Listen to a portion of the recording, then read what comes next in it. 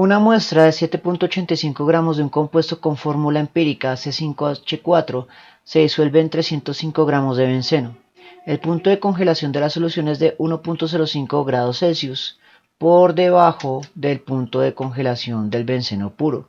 ¿Cuáles son la masa molar y la fórmula molecular del compuesto?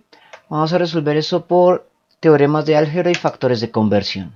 Entonces, el factor de conversión idealizado para este tipo de ejercicios es este, y lo podemos plantear muy estandarizado porque la pregunta siempre es la misma: determinar la masa molar en gramos del soluto.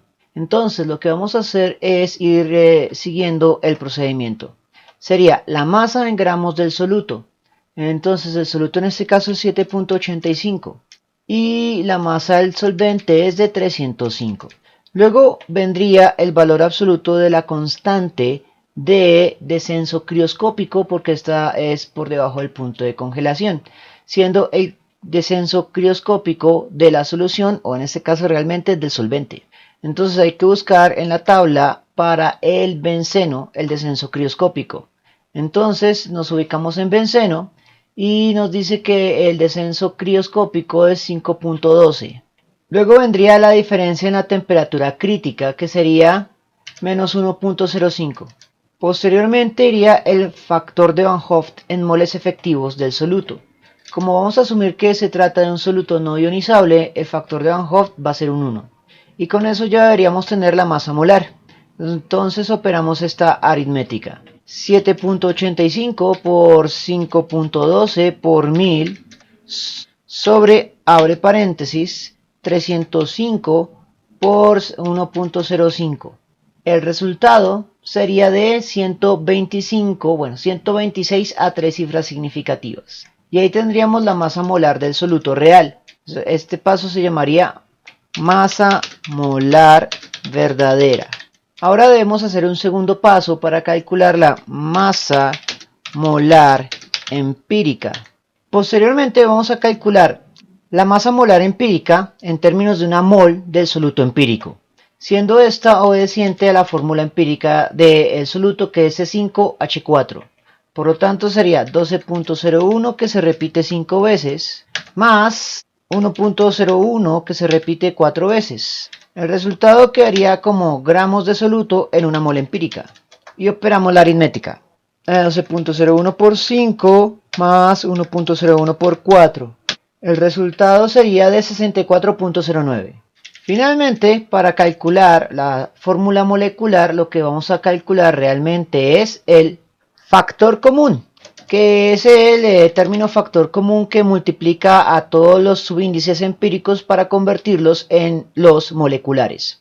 Para ello tomamos el valor experimental y vamos a convertir o a relacionarlos con los gramos empíricos y los moles empíricos. Ese factor común, en realidad, en el lenguaje del factor de conversión, correspondería a el ratio entre moles empíricos en cada mol real. Y operamos esa aritmética. 126 sobre 64.09. El resultado se redondea al entero más cercano, que en este caso sería un 2. Por lo tanto, hay 2 moles empíricos de sustancia en cada mol verdadero de sustancia. Por lo tanto, podemos convertir la fórmula molecular a la fórmula empírica multiplicando por 2 todos los subíndices. Eso quiere decir que vamos a obtener C10H8, que al calcular su masa molar para esta fórmula tendríamos 12.01 por 10 más 1.01 por 8. El resultado sería de 128.18, que es cercano al que se obtiene experimentalmente. Así que pues ahí estaría el cálculo de la fórmula molecular con esta información. ¿Por qué hay desviaciones? Pues porque experimentalmente dependemos de la sensibilidad de la medición de el cambio de temperatura crítico y de las balanzas. Ahora miremos cómo quedaría por teoremas de álgebra. Ahora vamos a resolverlo por teoremas de álgebra. Como por el enunciado nos piden determinar, no mentiras, hay que hacerlo paso a paso porque son dos preguntas: la masa molar experimental y la fórmula molecular del compuesto. Así que pues vamos a resolverlo también por los mismos pasos. Primero vamos a calcular la masa molar verdadera, aunque en realidad debería ser la masa molar experimental. Entonces tomamos nuestro teorema y comenzamos a sustituir. La identidad de la sustancia es desconocido, de hecho, así que vamos a dejarlo como I, precisamente porque estamos tratando de buscar su fórmula molecular, que es una forma de identidad química. Pero recuerde que la fórmula molecular no siempre nos da la identidad química debido a la presencia de isómeros, sustancias con la misma fórmula molecular pero con propiedades químicas muy distintas. Entonces, lo que sí vamos a asumir es que se trata de un compuesto con un factor de Van Hoff de 1. La constante de descenso crioscópico es 5.12. El descenso crioscópico, pues el valor absoluto sería 1.05, despojándole de su signo. Pero las unidades, la constante de descenso crioscópico tiene unidades de, recordemos, grado Celsius sobre kilogramo sobre mol. Entonces sería grado Celsius, kilogramo sobre mol. Mientras que el descenso crioscópico tendría unidad grado Celsius. El ratio de masas no tendría unidades, así que iríamos con la masa del soluto 7.85 entre la masa del solvente 301.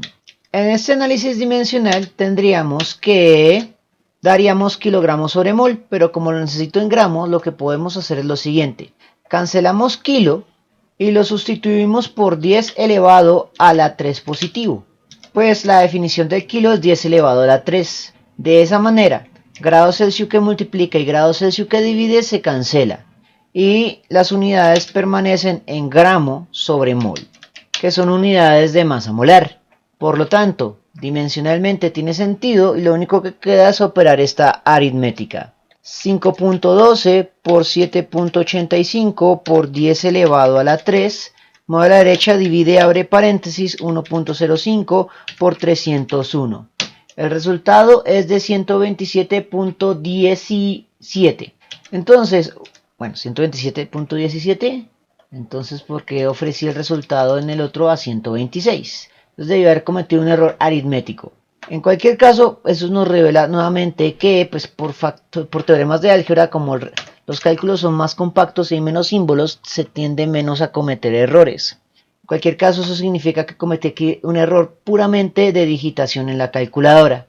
En cualquier caso, vamos a redondear a 3 cifras significativas, así que el resultado quedaría como 127 gramos sobre mol. Luego vendría la masa molar empírica, que simplemente es simbolizarla como la masa molar cero, para la fórmula dada, que en este caso sería C5H4.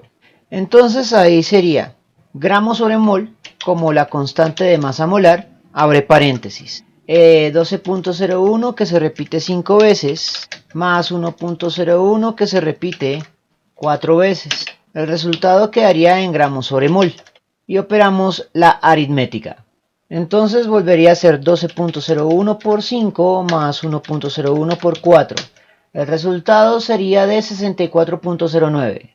Luego vamos a calcular el factor común, que sería con este teorema y es el cociente entre la masa molar verdadera, 127.17, y la masa molar empírica, 64.09.